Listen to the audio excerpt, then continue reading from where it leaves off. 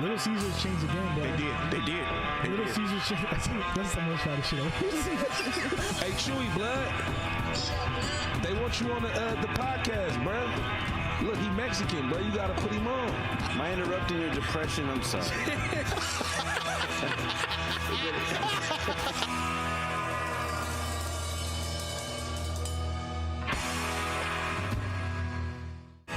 This week's episode of The Voice Party is brought to you by Big Boy Wraps.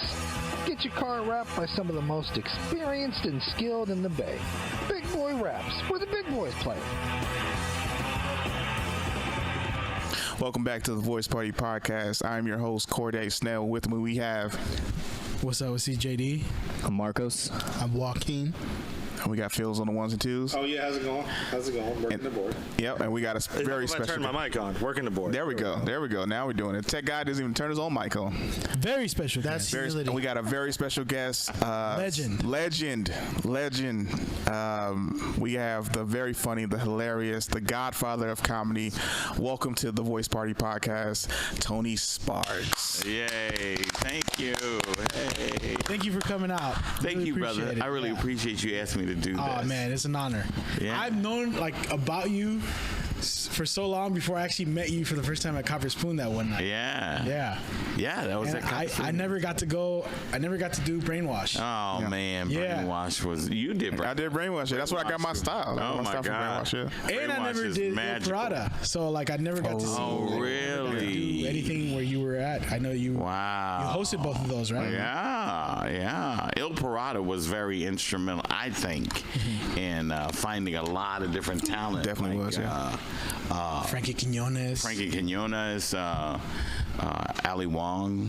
What, really? Yeah. Wow. Yeah. A lot of different people I can't think of right now. Shanti, Lyle Barron, Samuel Bede, Stroy Moy, Who Kabir. Just had the Netflix special, Asian cat. It's Shang Wang. Shang Wang, yeah. Shang Wang. Mm-hmm. Did Hassan Minaj do that too? Hassan Minaj. Yep. Mm-hmm. Yeah. Wow.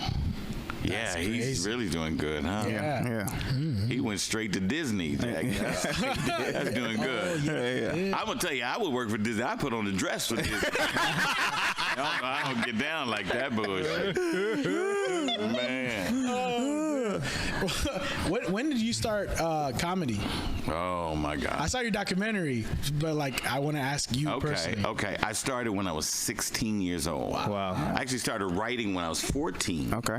Because I was doing an underground comic book, and so I wanted to do something different. So I decided humor was the way to go, because I was writing good versus evil shit, but the teachers that would see it would go like, "You can't be serious." So I started writing jokes, and every day for 2 years, I would tell one of my older brothers, "Hey, dude, what do you think of this?" And he'd go like, every day for 2 years. Then I met this cat, and he was clowning this dude at a lunch table, right? And I just dived in with him, just clowning that dude. I didn't even know the cat, right? And I said, "Hey, do you want to form a comedy team to this guy?" And he goes, "What is that?" And so I explained to him, and I wrote for the team, and so we were working together for 6 months, maybe. Like skits? No, what we would do, I didn't know how to write dialogue, so I knew how to write jokes. So what I would do is I would write a joke, and I would take the setup and give him the punch. Okay. Got it. Okay. So one day I was booking the bus. I didn't realize this. And one day I'm going to this competition at a school or something, and he said I can't go. And I didn't know I booked this thing. So I get there, and I see our names on the bill. I said, I go to the woman. I said, "Look, my partner is sick.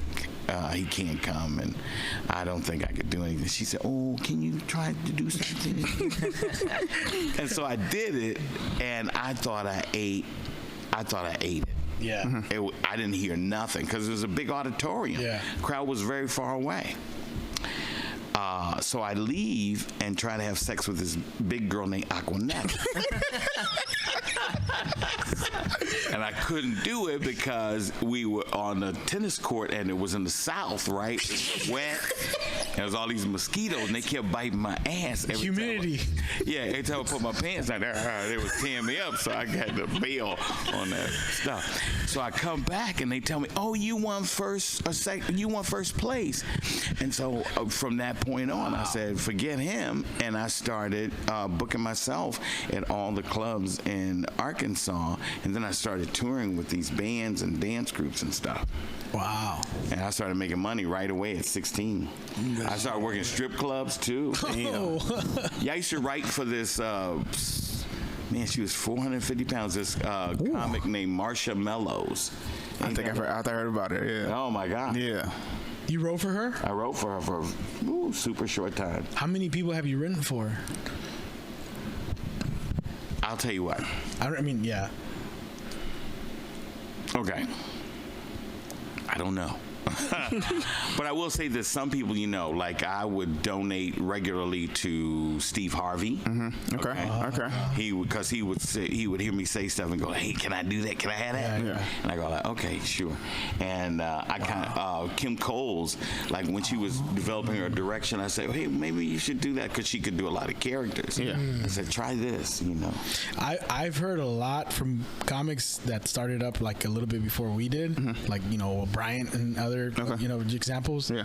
That your advice to them was like the best thing for them that developed their.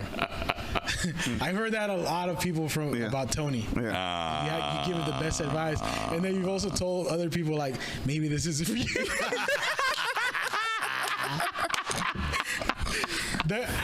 The funniest story someone shared on this podcast was Gabe Nolasco. Oh yeah.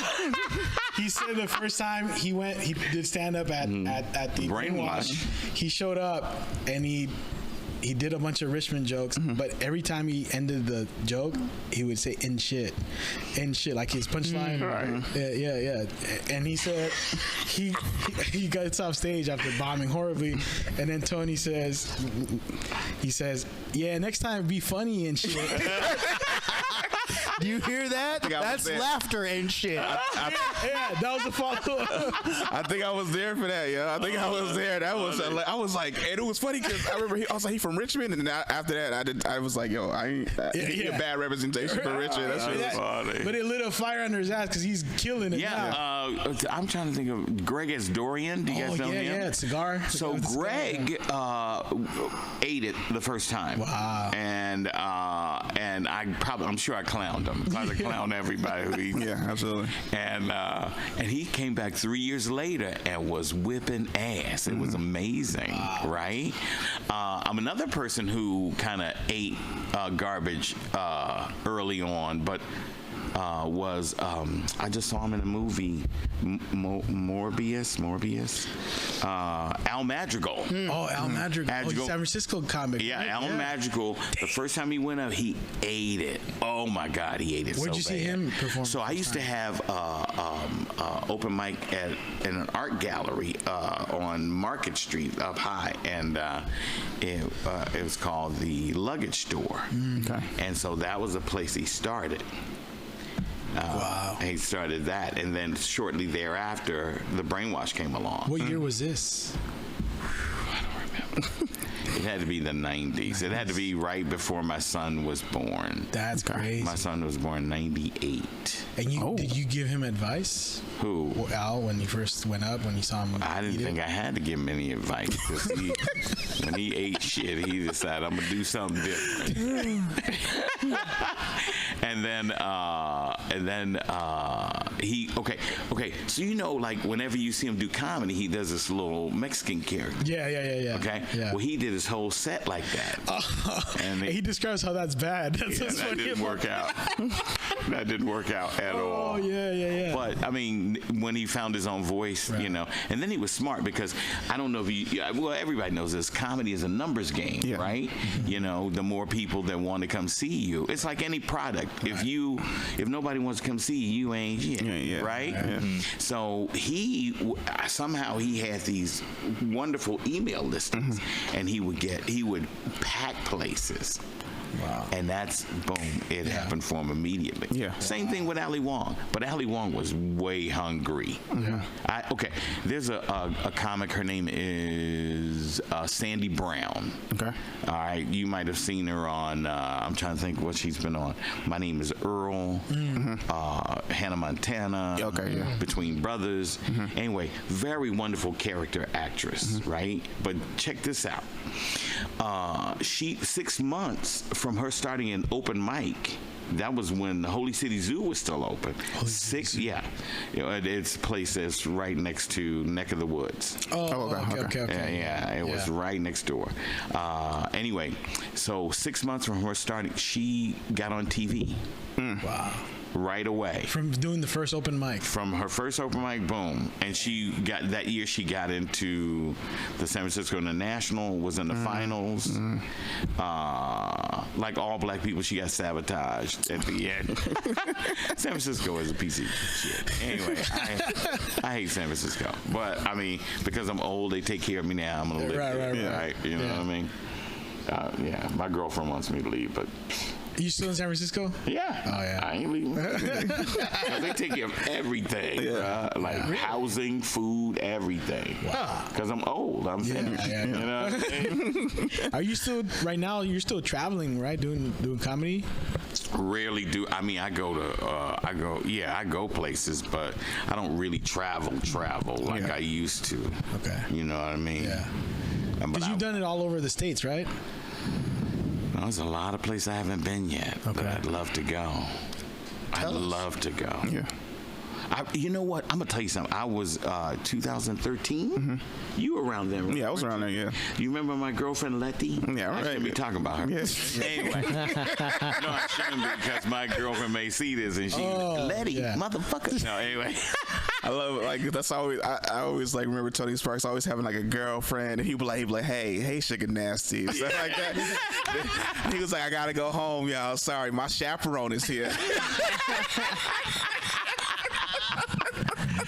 Oh boy, y'all! I gotta tell you, I say things I never remember. So thank you. It was chaperone. Well, he called one a chaperone, the other one my supervisor here. Don't get me in trouble.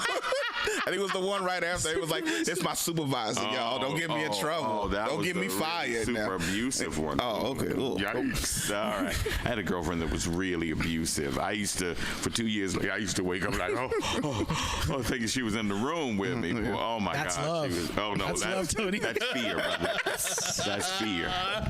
That's fear. Fear will make you come quick.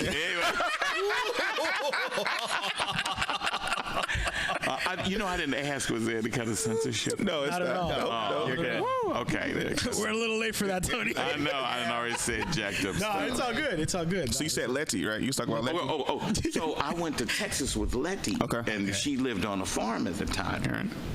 And I got to tell you, I was in Texas. Okay, Texas, I was in like South Texas, way down bottom of places I don't even remember names of. And like a lot of road houses and stuff. Anyway, so here we go. I'm performing and I'm thinking, they ain't gonna like me because I'm just, straight off the top, right? They ain't gonna dig that. Well, I got to tell you, they ate me. The first set I did was headlining. And they gave me a standing ovation. Wow. And I was trying hard not to cry because I'm super, super sensitive, right? Yeah. So I was trying like really hard to go, that was good, huh? I was wanting to cry. So beautiful. Woo! It was so beautiful. And you didn't expect them to like you? I expect them to hate me, bro. And there's one comic, poor guy, he's not alive anymore. He was like, dude, you did 2 jokes. Everything else was talking, that was crazy, man. That's what a lot of comics tell me, that like you basically get into your jokes at the very to close out. That's a joke. We getting out of here? Okay, I'll give you a joke. I've been to shows where like the crowd's so rowdy, and Brian always brings up, God, I wish Tony was here. Oh yeah. He definitely would just shut them the fuck up. Yeah. Oh, okay. So what is that place? Fame. The new place that Troy has is Fame. Oh, yeah. Broadway Studios. Yeah. So there used to be shows upstairs, right? Okay. Before he got it, and they had an Apollo-style show there once, right? That's what it looks like, yeah. Okay, okay. And so and whenever anybody has like an Apollo-style show, the thing is, they got the take a boo. Oh, yeah. They just gonna boo everything. Yeah, exactly. So they introduced me. I'm coming on. I didn't no words out of my mouth. They started booing me, and I was like, okay. I was like, all right, keep your mouth like that so I can stick my dick in, right? Shut them down, baby. Shut them down. Oh shit. Yeah. I was idiot. I was in a place. I was in San Pablo. It's a biker bar, all black biker bar. Okay. Oh. I'm an idiot, right? Yeah. So they're just talking and not watching people, and I get up, I say, shut the fuck up. And then they just and I just kept doing my act. Didn't nobody laugh at nothing. The comics didn't laugh because they thought I was gonna die. They didn't laugh because they was mad. Like, what did he say to us? What did you say? How did that go? I did my act. You're still here. I'm still alive. Doing well, huh? I remember I was in Richmond. Yeah. Speaking of Richmond, y'all from. I was in Richmond, and I was at this place I knew was trouble because when we pulled up, a car out front was still idling because somebody had hot wired it right in the front of the building. So these guys is playing dominoes. They doing all kind of things while we trying to do a show. And so I talk directly to people. So I'm talking to this brother in the front. He said, nigga, I will cut you. Like that. I go like, brother, that might be all right. I could probably get some good sleep tonight. I don't give a shit. Going back to the, you said the Apollo-style show. For the viewers that don't know what that is, can you explain what that means to have like an Apollo-style show? Okay. Trial by fire. Yeah, so Apollo Theater is placed in New York City. I don't know if they still do the show. I used to do the show on Wednesdays. And I used to do it regular. I used to live in New York City, so I used to do the show on Wednesdays. It's in Harlem, right? In Harlem, yeah, 125th Street. And I used to do the show, right? And I would do really well. Back then, my act was all silly character voices, right? And so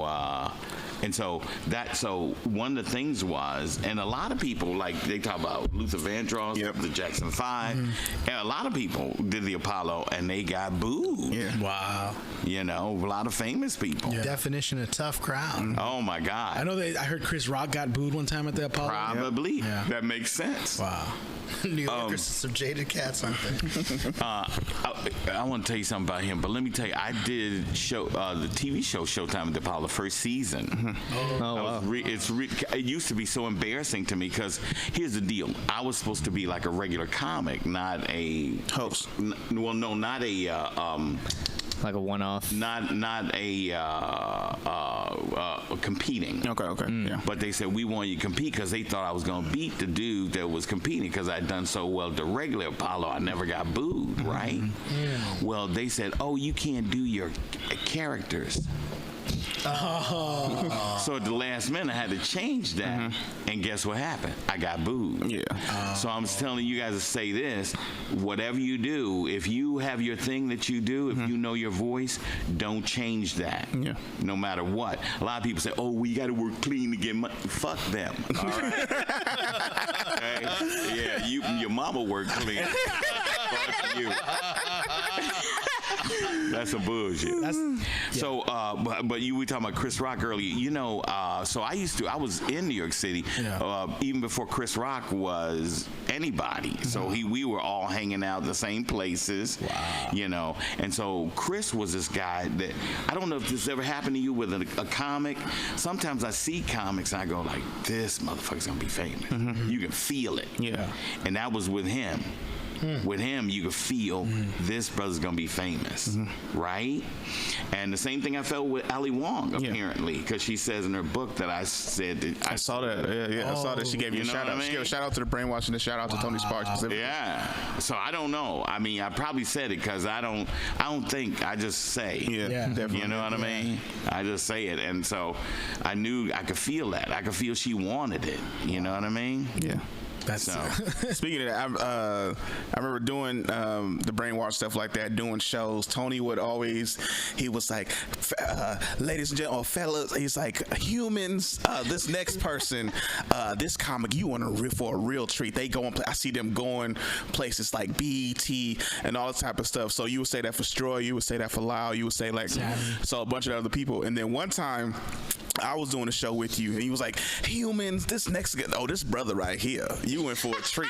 Y'all don't even know, this brother right here is fun. This brother is going places, and you introduced me, and I was like, oh shit, I got the Tony Sparks seal of approval, and I was like, I heard this in 2012, 2013, so to finally hear it now, I'm just like, okay, I'm doing something now to get that seal of approval from you. Well, look at how things are going for you now, brother. It's going pretty good. He's on Your comedy special. Voice Party now. He's on the Voice Party.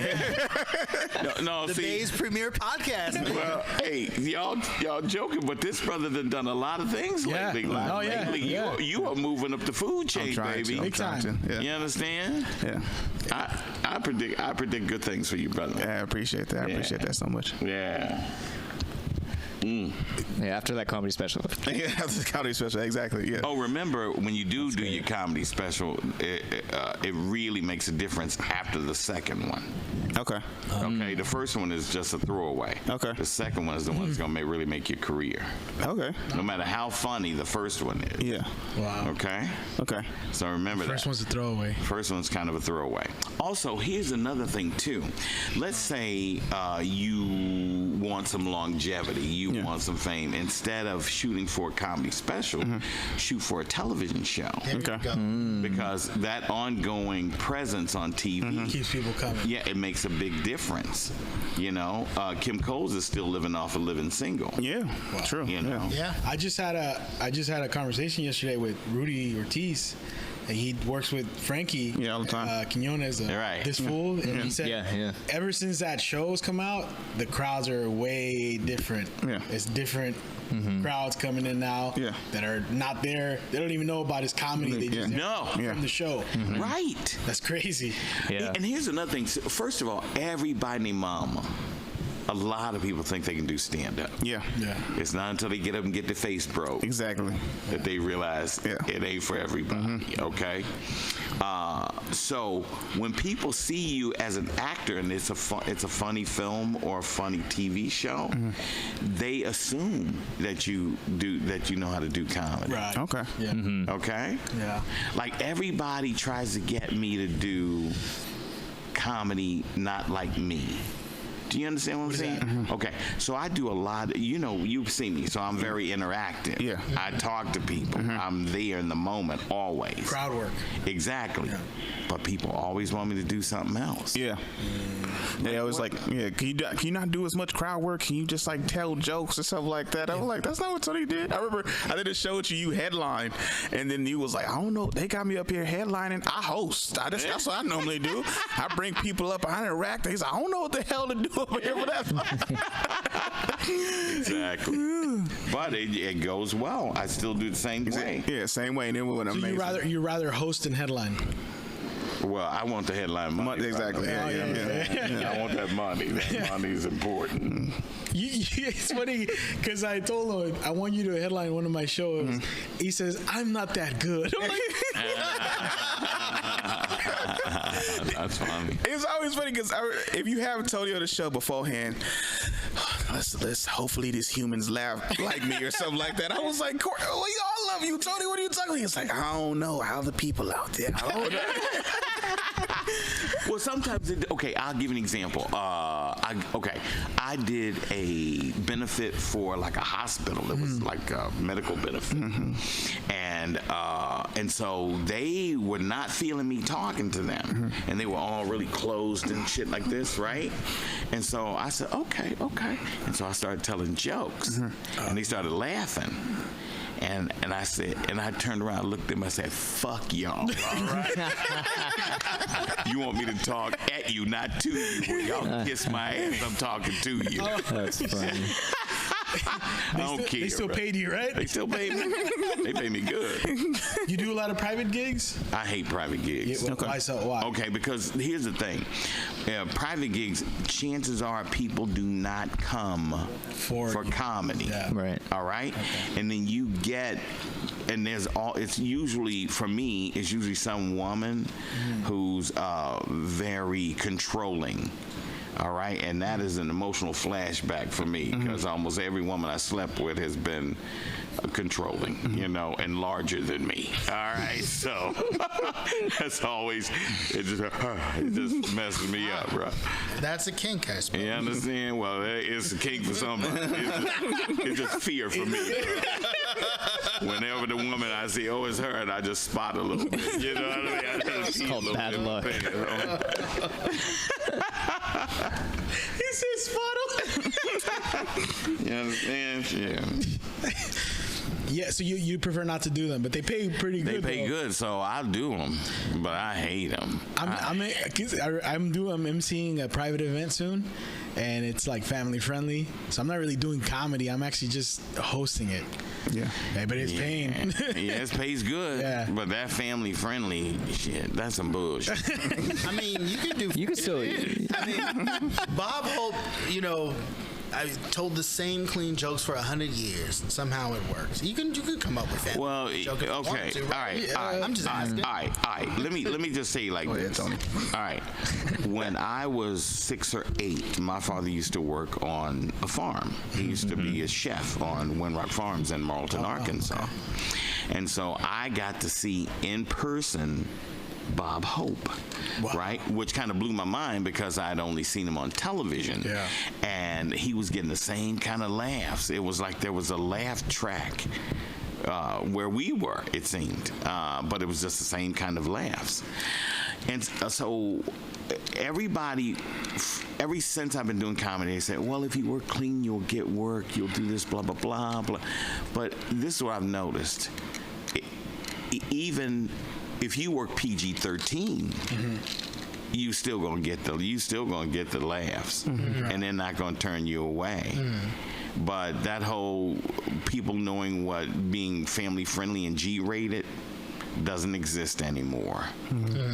Okay, it's a whole different. Like corporate gigs, you could never say anything about sex. That's not true anymore. Yeah. You know, you couldn't use any profanity. Not true anymore. There's this comic. I hate this dude. His name is Happy something or other. Right? Does it hate a man named Happy? I hate this. He's an asshole. His name is Happy or Lucky or some shit. All I know is I wish I could. Anyway, he has a website, and on the site he goes clean version, dirty version, right? And it's the same fucking set. Who are you fooling? You ain't fooling nobody. And the reason why I don't like this dude is because he wanted to work with me, but he wanted to dictate everything that happened. I like, bro, man, you asking me. Okay? If you asking me, you take what I give you, okay? You ain't dictating shit. I hate that. I thought you were going to cut it off and be like, I hate him because he wants to work with me. No, there's like, one nobody works with me. How dare you? There's one dude, but I don't want to say his name because like Candyman, a nigga show up. I don't want that. Are you full-time comedian? Like, yeah, I don't do anything else other than just watch TV and do comedy. Oh man, yeah, how long have you been doing that for now? Since 2011. Okay. Wow. Yeah, I just got tired of having day jobs because there was always some woman over me that tried to get me fired because she thought I was going to try and take her job. Because I'm very professional. None of this whole comedy thing comes into play. I don't even make jokes when Switch turns off or on. Yeah. And so they thought I was trying to take their jobs. So I didn't like it, and they would spend years trying to get me fired. My last job, they wrote me. I was sick and in the hospital, and they wrote me up while I was sick and in the hospital. That's illegal. You know what I'm saying? But I'm glad they let me go because I said I'm not going back. Yeah. I'm not going back. As far as comedy, when you see what it was like when you started going through the years, how do you see it now? Okay. Like new comics like Corday or... Is he new though? You're not new. No, okay, but okay. Well, he is technically new. Yeah, newer. He is new because see, when he finally hits, then people go like, "Oh yeah, he's gonna be new all over again." Yeah, he just started yesterday. Yeah, the second you blow up, you're new. New to the masses. So here we go. Let me tell you. So I started a whole lifetime ago. I probably started around the time that your parents were born. All right. Yeah. So here we go. Back then. They call them street jokes now. Mm-hmm. But back then they called standards. So you could have a career doing jokes that you had heard on the playground. Yeah. Okay. Oh yeah. Yeah. Because the internet didn't travel, right? And there was and there was more money. Yeah. In comedy. So I knew cats who maybe had like one TV credit. Yeah. You know, like Star Search or something like that with Ed McMahon, and they would be making like $50,000 a year. Wow. Okay. Right? Now it ain't that kind of money. Now in order to make that kind of money, you got to have merch. Yeah. And you got to have some hell of a merch to make money. Yeah. You know? And be smart about it too. But that's different.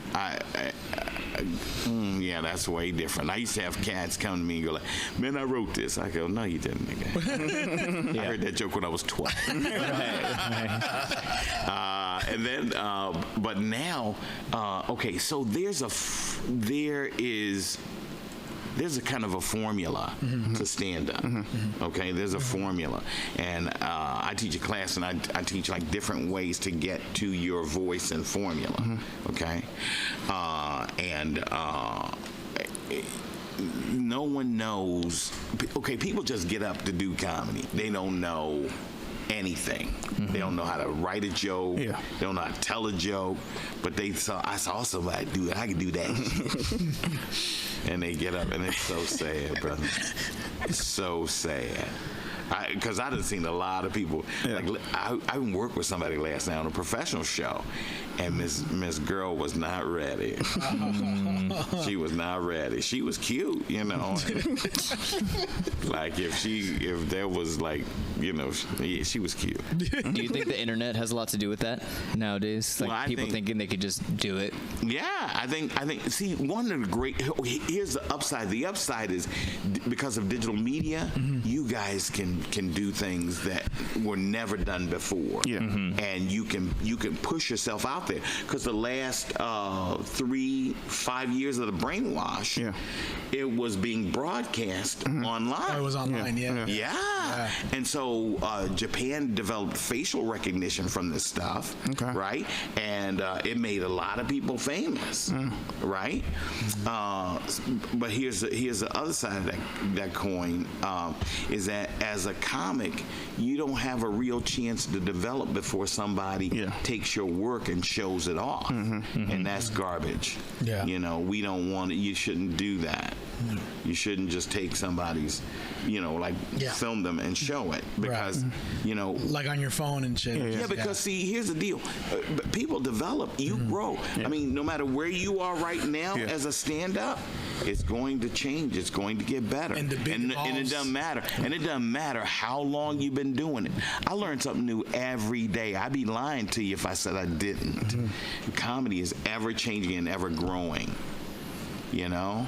Yeah. So, and so a lot of people came before us that, like Carlin and Pryor, that, you know, took the blows and arrows for us, so we can say and do the things that we say and do now. Right. You know what I mean? Because we have a lot more freedom than we used to. Yeah. Didn't Lenny Bruce get arrested for saying the F word on stage? Lenny Bruce jacked up a lot. Yeah. Yeah. Like that's how far we've come. That's not that long ago either. No. I mean, not really. it is a long time ago. It's a long time ago, but was that 60s, right? 60s, 50s? 67, 60s, yeah. You got arrested for saying the F word. That's crazy. Yeah, you got crazy. Think about it. Stupid. Yeah, things like cocksucker. Yeah. Now that's nothing. It's nothing You know what I mean? They don't even say that now. Just say suck my dick. You know? Yeah. You couldn't say that back in the day. Wow. There's a lot of things you couldn't do. I remember Milton Berle saying you couldn't even say helicopter. You know what I mean? Whoa. There's hell in there. Yeah. Well, I gotta ask you, because you've done comedy in different areas. I mean, in the States, like, I guess what I was gonna say is like, there's a lot of talent here in the Bay Area. Yeah. But how come? Why do you think San Francisco is not like LA or New York as far as a comedy hub? Okay, so forever, there's a book called Something Wonderful Right Away or Right Now or something like that. And San Francisco has always been this. It has always been the place you come to grow and develop. Do you remember the Purple Onion? Yeah, right? I remember Purple Onion. Okay. Legendary Purple. Another place I didn't get to before. Yeah, same. Oh my God. Anyway, okay. So in the 90s, they tried to make this a grunge spot. And there's a photographer who tried to make it a comedy spot, and other things, but he didn't have what he needed. But my man, what's my man's name? That was Robin Williams? No. He changed it around. What's my man's name? He was. I forget. He used to hang out with me and Frankie and Stroy, Lyle. No. Anyway, Comic? Okay. He's a comic. He's not around anymore. He decided to stop. OJ Patterson? Or No. I can't think of his name. I'll think of his name later. Anyway. I knew you were talking about the Jabari. Jabari. Okay, yeah, okay. Jabari Davis took that and he changed everything. Yeah. Okay, so prior to that, back in the day, like I think Pryor's first Warner album is recorded at the Purple Onion. Yeah. But a lot of people recorded their albums at the Purple Onion. Zach Galifianakis. Right, right. And it was a place to grow and develop. You know, San Francisco has always been a place to grow and develop. When the Hungry Eye was not a strip, I don't even think that's open anymore. But the Hungry Eye used to be a club for like poets and comics and stuff like that. You know, but this San Francisco was always a place to grow, and that's what it was said in the book. You know, and if you notice that anybody who becomes famous, they come through here. They don't stay here. Yeah. When you stay here, that's the end. Okay. All right, just like me. All right. Yeah, that's true. Because like Chappelle has a big connection with the Punchline. He loves this place. He loves this place, But he does not stay here. Yeah, stays in Ohio. Yeah. Right. And so it's like a place to develop. It's like a dojo. Right. In fact, when I first started doing comedy and I was going to comedy clubs in the South, they go like, how come the comedians from San Francisco are so goddamn funny? You know. And I here's my thing. Every city has an image. Okay. Like New York City, they think people are mean. Right. Yep. But people aren't mean. It's just move so fast, you ain't got time to bullshit. Get out of the way. Right. Yeah. Like, I'm trying to do my stuff. Here, or in San Francisco, the image is that it's really open and accepting, and friendly. We love everyone. Yes, that is the. But you know what? There's no black in the rainbow. That's the clip. Yes. Anyway, these motherfuckers, man. When I first got here, right, about 31 years ago, these motherfuckers was not happy with me. They really pushed me, and thank God they pushed me aside because that made me develop my own thing. Okay, you understand? And so I went from being a nobody to automatically being somebody because you stopped me from working. Yeah. So I had to create my own work. I had to create my own stuff. Yeah. Yes. And I got to tell you, once I created my own room, I had one room. When I came into the room, it was an art gallery. When I came in the room, it was 3 people. It was the host, it was 2 people in the audience. All right? When I started hosting it, 70 people. Boom. Like that. Yeah. All right? And then I started bringing people in that they were pushing off and helping them develop and stuff like that. Made a big difference. Yeah. And then people saw, oh wow, you took this room from 3 to 70. Then everybody, so I had a room, I was like AT&T, bro. I had a room every night. I was like the Monopoly, you see. So go ahead.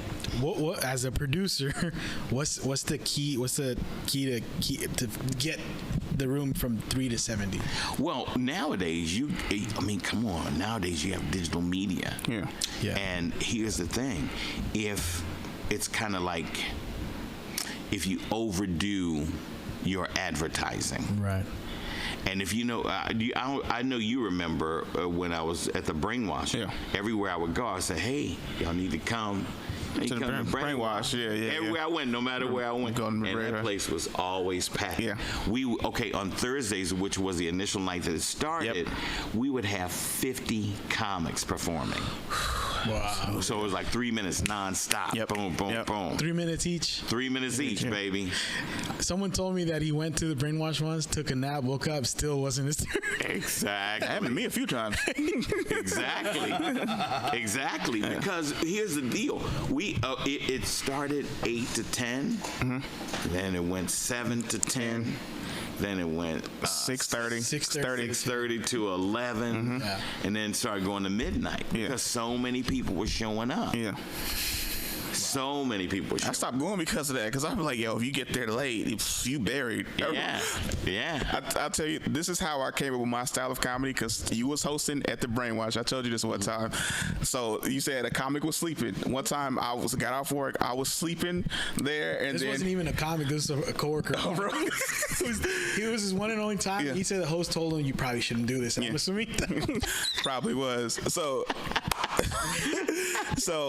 he was like, okay, so the next brother we got coming up, and I was like kind of coming up out of my sleep. I think it's sleeping right now in front of me, and I was like, and he was like, now I'm gonna put 2 people up before and stuff. I'm like, I got mad because I've been waiting so damn long. Cause I think it was 9:30. I got there like probably at 5:45 or something, because that's what around signups. And he was like, no, brother, I want you to wake up so you can be sharp, review your jokes real quick. I don't want to just put you up on stage, right? And then so watching the next 2 comics, there was a lot of deadpan, a lot of awkward comedy going like that. And the room was packed initially, but then everybody at that point had moved outside because it was like, I did my stuff, I'm gonna hang out outside. So I saw these deadpan people going up there, and I was just like, man, this is boring. I was like, this is why I fell asleep. Right? I was like, this is why I fell asleep, because everybody's killing the room. So I went up there with a lot of energy. I was like, yo, what's up, y'all? How y'all doing? And I did really well. And so much so everybody outside looking to start coming in the room and stuff like that. And then after that, he was like, there you go, brother. He was like, that's why I waited to put you up later. And then that's hilarious to me. And then after that, I realized, okay, everybody else is going to like this emo awkward phase. I'm gonna bring a ton of energy when I come to stage, and it's always funny because I'm a bigger dude, so you don't expect energy. And then that's literally my style from then on. And people put me on shows. They're like, okay, Corday, this person killing the room. I need you up right now. Like a couple of us will be later in the show, so then that became my style, and it was thanks to him putting me up later. There you go, beautiful. That's beautiful. Yeah, and that's so important, because like as I produce shows, you need like guys that are, I call them pipe bombs in the middle, because the 2 guys will kind of bring it down, even though it's funny, but they're just the energy. And then you need like, Brian likes to do that whenever he does my shows. Throw me in the middle. Like they're killing it right now. Like, exactly. And just to wake up everybody. I used to be back in the olden days. We used to call that a rigger. Okay. A rigger. Someone to rig the room. Okay. Because I remember I'd be like on shows and I'd just be there chilling. I'm like, hey, if this person bombed, you could put me up next. Just I'm gonna let you know I can bring the room back up.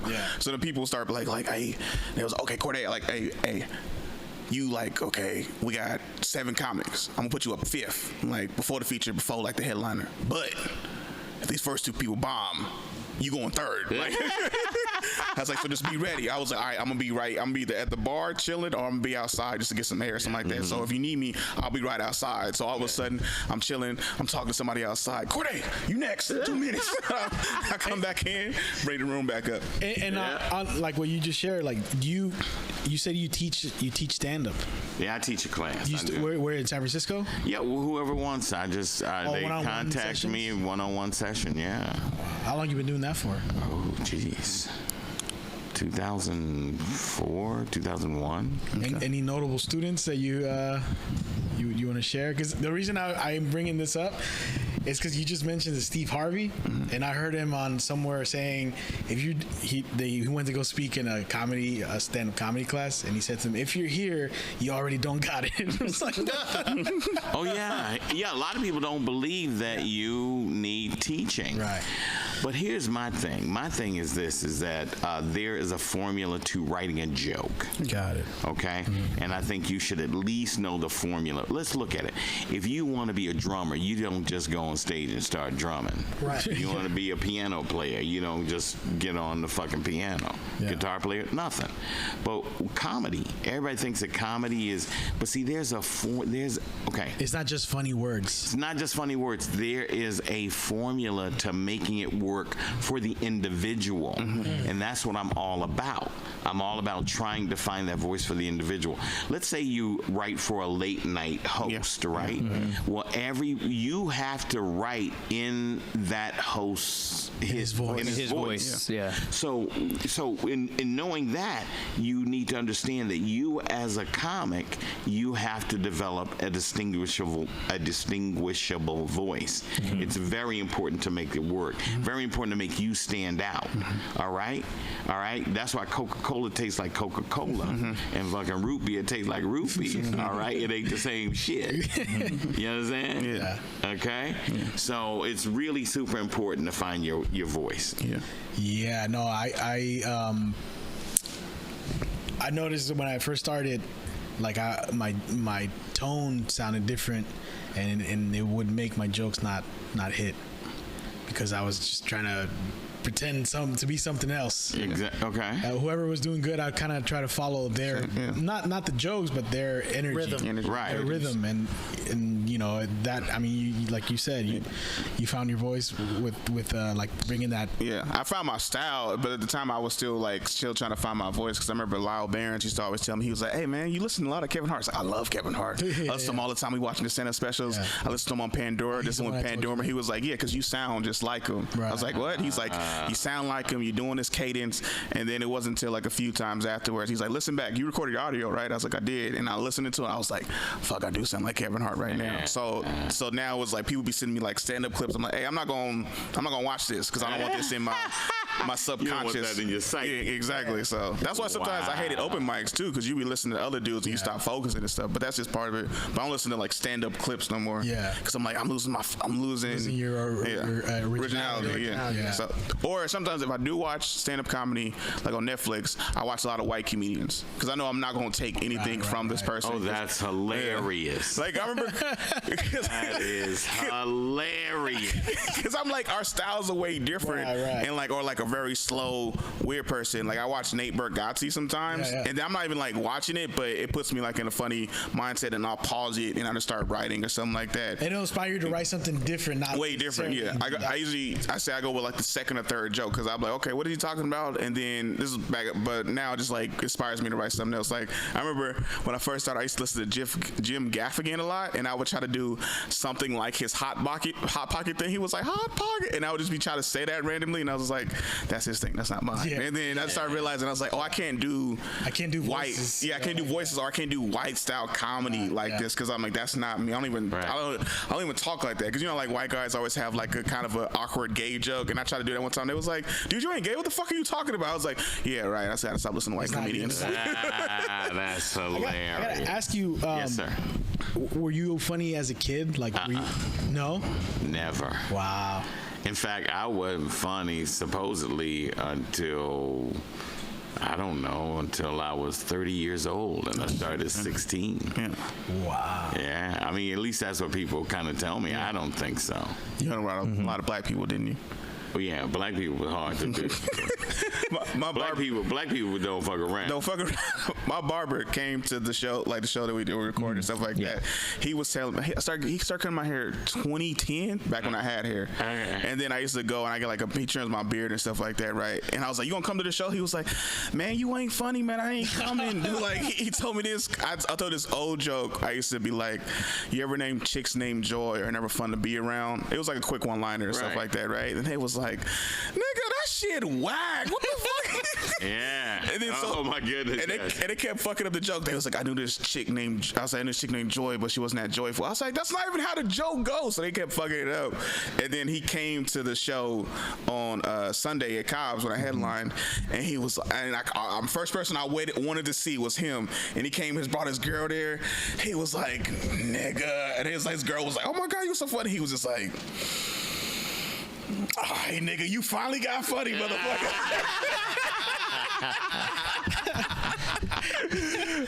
Oh my God. Okay, so when I first started, I would do a lot of one-liners, right? I learned how to write one-liners, and that's what I was doing.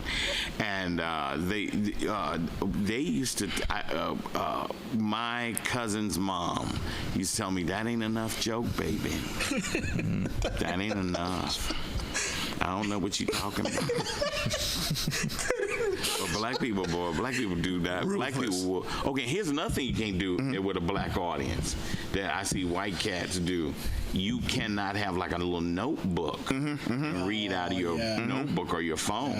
I feel like a lot of comics shouldn't. Shouldn't you be at that stage? I mean, unless it's an open mic. Right? No, even at an open mic. Let me explain something to you. When people that kind of takes me out of it, like as an observer. Right. Like if I see you reading out of a notebook or your phone, I'm like, this guy doesn't know what he's doing. And even if your joke is funny, it's not funny anymore. Oh, he or she is not a professional. Yeah. Right. So I'm gonna tell you something, and this is one thing you got to remember: you never know who's where. Yeah. So you always need to have your best foot forward. God. Yeah. Right? Let's say you have some new material. You want to try some new material. Yeah. Sandwich that new material in between old material. Yeah. Right in the middle. Because you give the old material certain energy, and you're going to give that same energy to the new stuff. Mm-hmm. You understand? Yeah, I heard Ralphie May say that actually. Yeah. That comics need to stop bringing up books, and I was like, yeah, I'm not even a comic, and I totally agree because I don't want to see that shit. Yes. It's like when musicians have iPads in front of them. I'm like, dude, you don't know your own lyrics. You don't know your. I want you to notice something. The next time you see somebody do this looks amateur. Next time you see somebody do that, you'll notice they don't give the same energy that whether it's low or whatever. They don't bring the joke to life. The same. She's not confident. No, not at all. The only comic I know who does it and does it kind of well, but his energy is different, is Deion Cole. Yeah, but see, Deion Cole is full of shit with that. Yeah. He knows his joke. Yeah, exactly. But he's doing that as a prop. Yeah. Just like when Janine Garofalo did an HBO special, and she said, "Oh, I can't remember my jokes," and she like had to. It's part of the act. I saw. I went. It was a prop. That show. I went backstage with Deion Cole. Yeah. I saw the paper that he was supposedly reading. It didn't really have. It didn't have anything on it. Right. Because when we were backstage, I looked and I saw where he had his stuff. Yeah. I'm like, oh, it was just a piece of paper. Because he did this joke about sad bitches. Yeah. And he looked like he was reading, but when I went backstage and saw it, they had nothing on it. Right. Right. It was about how he said it was about how sad bitches use a coat hanger to zip up their dress. Because there's no one there. That's hilarious. He said, "I just wrote this." Like, no. Oh shit. Yeah, but that is super fun, and that's what I always tell new comics too, because when they're always trying to like say, "Oh, I'm trying to come up with new material," they was like, "I'm just gonna do." I was like, "Put your new material," because this is what Lyle told me. Lyle told me he's like, whenever you write new material, you take that when you get solid 10 minutes, you take some new material, you put it in the middle, so that way you can like bomb or fail, and then you can eventually start building that shit out to eventually where your new material takes over the old material, and just keep working that over and over and over again till you have 1 10 minutes, and then you put new ones in there, and then it slowly becomes becomes a new 10 minutes, and you stash the old 10 minutes. You write a new one, and then you start putting it in the middle, and then you stash the other 10 until that new one becomes 10, and before you know, you have 30 minutes of solid material. Right. Exactly. And the one thing that it took, like, man, I didn't really, how do I say it? Like, sometimes you throw away good jokes. Yeah. I had this experience. I did that sleep apnea joke that I have. Yeah. And no one really laughed when I told it the first time. Yeah. And a comic friend told me the joke's funny. Yeah. You just you're not selling it. Yeah. I'm like, what do you mean? Yeah. What do you mean you're not selling it, man? Like, say it with confidence. Yeah. You're like, you sound like you're asking for permission to go out. I was like, really? Like, yeah. So then I kind of, all right. It's like, you think it's funny, just do it, but you got to sell it. And I did it. Exactly. And that's what made the huge difference. Yes. And it's hard. You can't really teach that shit, man. Well, yeah. I mean, I'm not saying you can't teach it, but like, I make a living off of it. No, so you can. I agree. I think theory, that. but they have to. But well, here's the deal. I think that. Okay, there's this guy named Robert Orban. He used to write all these joke books for comics and magicians and ventriloquists. Now, he never really did stand up. Okay. Okay. All right. He wrote for like even Dean Martin celebrity roast shows or whatever. He never really did stand up, but here's the thing. He would even say that if you're doing comedy, what you write doesn't make a difference until you get up and do it on stage. Yeah. Mm-hmm. So it's something you got to do. You got to do it. Here's one thing that I've noticed, especially when I was doing the brainwash. Yeah. And it's kind of weird. Okay, here we go. The first time people get up and do comedy is when they're going to be as close to their actual comedy voice that they're going to grow into than any time. Say that again. The first time someone does stand-up comedy, the very first time, that's when they're going to be close to their completely matured voice. Wow. Because here's the thing, you don't know you can fail. You don't know what's wrong. You don't know how it's going to be, if it's going to be wrong. You don't know if it's going to be, you don't know shit. You just know you're doing what throwing your Hail Mary in. Exactly. Yeah. And if you recorded that first set you ever did, that's the closer you are going to be to your comedy voice. Wow. No matter what you do. It's what you are with all the chains of doubt and stuff. That's without bombing. Like, you haven't bombed yet, so you're not afraid to pull back. And sometimes, this is so funny, sometimes we have that monster first set. Yeah. Monster. And then the next set, they eat it. Like, I'm going to switch it up. Yeah, but they don't know they're going to eat it. Yeah, they go up there with all that confidence. Right. Like at a job interview and everybody white, you know.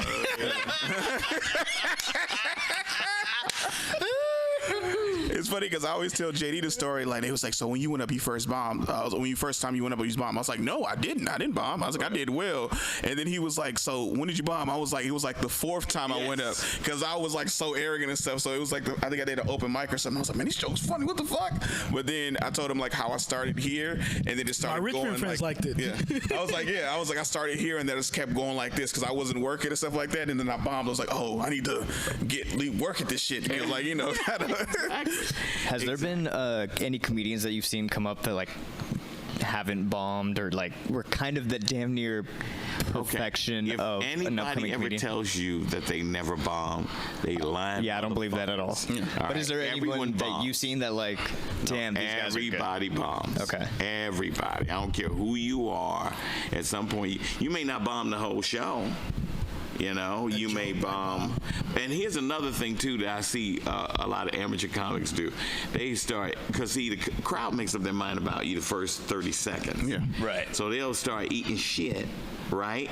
And they figure, oh, I'll get a joke that's going to eventually get them. No, you ain't, motherfucker. Right. They already clocked out on your ass. All right, so. You ever see somebody go up and like have you definitely ever seen this? They have like an average set, or they did like okay, or maybe a little good, and they be like, yo, I killed, like I killed it. I've heard people, especially at the punch, I've heard people go up complete silence, come back down and go like, yeah, yeah. Because their measurement of success is no one booed. No one booed. No, they thought in their head they heard people. Delusional. Oh my God. Yeah. Okay, I hope this is gonna be okay. I think I'm walking the line with this, but I'm gonna tell you a little story. All right. So back at the Holy City Zoo, there was a special needs comic, right? He was special, okay? Now, I guess they just put him on, you know, because they was afraid. He was kind of big and scary, you know what I mean? So I guess they was like afraid of this motherfucker, right? I get to pet the rabbits, George. Exactly. I get to have an audience, George. Yeah. So I guess he would go on, and his jokes. Okay, first of all, when he would watch people, this motherfucker would never laugh. He would just glare. So this motherfucker looked like a serial killer. Okay? Oh my gosh. So this motherfucker would go up, nothing. And maybe he would chuckle out of fear. All right? So so I have a room every Tuesday called Max in Fairfax. Now, almost everybody that I met at the Holy City Zoo who's still alive, they're in that neighborhood somehow, and they pass by. And I hate these people, all right? But they pass by going, hey, how you doing? I go, yeah, okay, all right. Anyway, this motherfucker comes in and sits down right in the front, in the middle, and just glaring and shit. Now this motherfucker got a bald. He's still a big motherfucker. He got a bald head though, so he looks even scarier. All right, and then he's come to me twice while the headliner's on. Now this is a professional show. This ain't the open mic. He comes to me while the headliner's on. Hey, I got some jokes. Can I go up? I go like, no, brother, no. I said, I'm sorry, but the guy who books the room, you had to talk to him first. And you booked the room. Isn't that you? If you're watching this, no. But I booked some of people, but I ain't gonna never book his ass. It says a Tony Sparks production. And that's not me. That's not me, brother. That ain't me. There's a lot of people that use that as a business name. Yeah. All right, real quick, you talk about how people go, like they come to San Francisco but they don't stay, and then you said how you moved to San Francisco and the people there didn't like you. Why do you think that's a separatism from sometimes the San Francisco comedy scene and like the East Bay scene and things like that? Why is the San Francisco's like? Because they're not one and the same, right? Yeah. You don't consider them one and the same. They're kind of blending together, sort of. So when I got here was at the height of Def Jam. Okay, yeah. All right. Now, what had happened in the city, San Francisco, Punchline especially, there was always a lot of black comics. Punchline? But they didn't like that, you know, so they moved. So all those brothers ended up leaving because they were getting flack. And they left and went to like Los Angeles and New York City. Let me get the fuck out of here, right? And so comedy quickly turned into all white comedy in San Francisco, all black comedy and brown comedy in the East Bay. Tommy T's. Right? Right. And Tommy T's is always known that he's going to get a bigger audience if he books a black comic. Yeah. Okay? For some reason, that's just the way it works out. Anyway, and it's really different. Laughs are easier in the East Bay than in San Francisco because people are super arrogant there, you know. Like I remember this guy got on stage at the Brainwash because we'd have everybody on there, and he was chewing glass. And I heard somebody in the back of the room go, my grandmother do that. You know, like, what the fuck? You know what I mean? Like, nothing impresses anybody. Nothing. I remember, do you remember a comic named Black Jesus? Probably not. He probably quit. There was a comic we just called Black Jesus because he had locks and a beard and everything. He was skinny dude. And he said, man, we need to do something different with comedy, brother. We need to up our game and shit. We need to do comedy butt naked, right? I remember this dude. So this motherfucker get on stage, butt naked. He's doing his, he going all out. But people ain't doing shit but looking at his dick, right? He gets off stage, like a little smattering of applause and shit. But for about 4 months later, gay dudes would show up and go like, it's Black Jesus.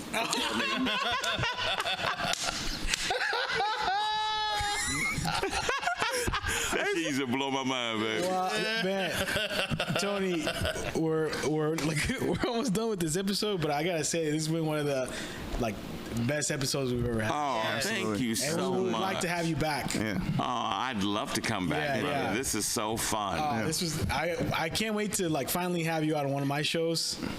I will have you host. We'll pay you headliner money though. All right, I don't care. I mean, for JD, that's a whole $15. Yeah. Oh my God. He's working with some big money right now. And a bag of chips. And a bag of chips. In a bag. Yeah. Before we the go, 9-ounce bags. Before we go, I want to just open it up to if you want any of our listeners to where they can hit you up or look at your social media, or if you know, well, maybe take a comedy class with you. Exactly. Yeah. Well, you can contact me on Instagram at Tony Sparks Me. And I say Instagram because I have too many Facebook accounts. Oh, yeah. I got like 3 accounts. Yeah. I think I'm friends with all of them. Yeah. I got none of them. Yeah, exactly. I got for like 5,000. No, it takes 5,000, so I got maybe like 10,000 or more people. Yeah. So I don't know. Just Instagram is the best way. Tony Sparks Me. Yeah. You can I wear my always. I'm gonna for sure always be at Max in Fairfax on Tuesday. Okay. Mm-hmm. Sometimes my week changes up, but for sure I do that. Okay. And then there's a wonderful open mic that I think is going to grow. It's in the city. It's called the Ave. It's at 1607 Ocean Avenue. Yeah. And it's an all-black crowd, so make sure when you come, you bring your A game, because we know how black people are. Man, yes. Black people be waiting for your ass outside. What was that, Mr. Funny Man? You know what I mean? That shit, they don't give a fuck. Yeah. I love that. Yeah. It's been a pleasure. I appreciate all the stories, and thank you so much. Look forward to working with you again. Thank you, brother. Thank you. Any last words, you guys? Just thank you for gracing us with your presence. Oh, thank you, It's brother. been a blessing. This is so fun. Yeah. Oh my God, it's very addictive. Yeah, it definitely is. Yeah. It definitely is. So, thank you all for listening. It's been the Voice Party, And we're out. We're out.